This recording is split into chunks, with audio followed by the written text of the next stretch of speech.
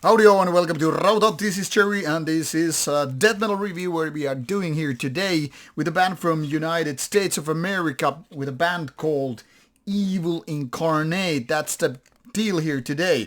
Before we get into the so-called unboxing phase of the album and talking about in details, let's take a quick look at the band on Metal Archive's site. Founded in 1997, albeit with this current name, and 1994 with the previous name, this band is now roughly 30 years old. What a great time, great career in that sense. However, the band has never been too active when it comes to the amount of albums and all. I mean, it's only 4 albums within, 30 years, even though their first album came as late as 2000. I'm saying late given the comparison to 1994 when the predecessor was founded. Ever since 2000, however, the band has putting out albums only, like I said, 4 times. And there is the big gap, 15 years between the second and third album. Now, my, journey towards Evil Incarnate started as late as with the Depopulation Agenda 2020, which came to the party, to me as a review like a couple of years ago. Maybe it was actually 2020, not 2021. But anyway, nonetheless, that was when I started, figuring out this band. And I think it was actually pretty cool, boneheaded old school death metal.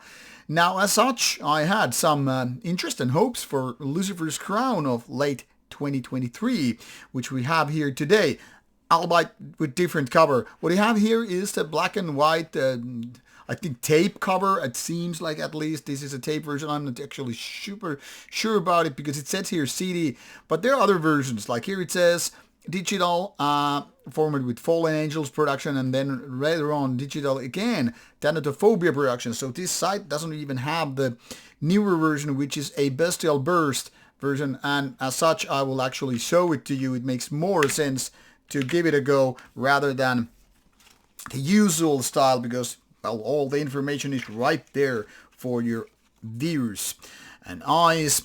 Anyway, here you have Lucifer's Crown, the 4th album by this boneheaded old school death metal from United States of America. Now, this band is not exactly reinventing anything. We can say they're probably not inventing nor reinventing anything. They are kind of stuck to their caveman ways. By the way, this newer cover is so much better than the previous ones. And I think it's super intentional. I say super intentional because obviously it's intentional. It's not like these guys want to do something new, something fancy, something trendy, whatever the list goes on. They want to stick their heads to the old school caveman style, which is simplistic riffs, not too fast tempo, not too brutal, not exactly super trashy either. I mean, when we go to old school death metal, always the path leads to trash when we go back enough. But this is not about like, let's get trashy. It's more like, okay, let's head to the back of the early 1990s. And then our steam machine gets started. And that's how you go. Now back to the Metal Archive site so you get to see the track list and all while I babble a little bit more. Now, because of this, I think it's partially also to blame why their production is a little bit muffled.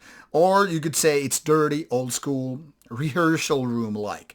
I would even say a lot of demos nowadays, and back in the days especially, had similar production. For some people, it's blessing in disguise. It might seem a little bit weak, not brutal enough and all, but then again, some people really like it that way. A little bit dirty, a little bit rusty, a little bit like, what the hell is going on like? You know what I'm talking about? Old school, old fashioned, whatever.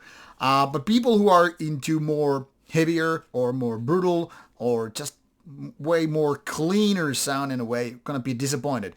In a way, I'm one of them. Because, I mean, whether we're talking about old school death metal or modern death metal, I'm more like, yes, let's get the Mori sound, let's get Sunlight Studio sound, or some of the modern stuff. And for me as such, this is a little bit like, you get a little bit more punchy than that. And of course, when it comes to songwriting, having almost an hour, 65 minutes or so of music of this is a little bit too much of a stretch.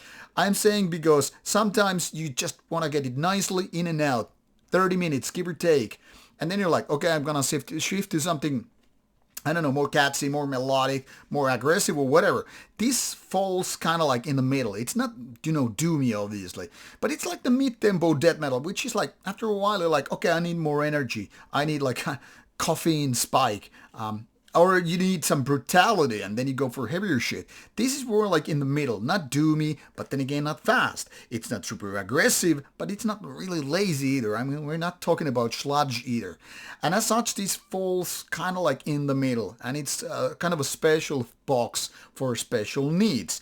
Now, when you need that, say, vaccine of old school death metal sorts, this is where you go to. You're not expecting anything fancy, you're not expecting anything too brutal, anything too dark, sinister, what have you, but the kind of old school deal. As such, it's not for everybody, that's kind of a given at this point, but if you're into getting the old school mood, like, I found out about all those demo bands in 1992, get me a dose of that. It's like a cheap whiskey or bourbon. You're not looking for some fancy, tasty adventure. You just want to get the shit done, and that's pretty much of it. And that's where Evil Incarnate comes into play, for better or for worse. Like I said, not for everybody, but those who know what they're looking for in old school death metal, this is the deal here. And of course, if you like it, go buy it. I prefer this version to the older versions, like I said, but I don't know which versions are available near you if you go for a local distro or online shopping. Or maybe you're the kind of guy who just takes the digital copy and that's all it needs. That's not old school though, but hey, I'm not here to judge whatever you do with your music and all. But now you know a little bit more about Evil Incarnate, so give it a go or give it not. It's up to you. Links provided in the description box as always. Take care, stay metal.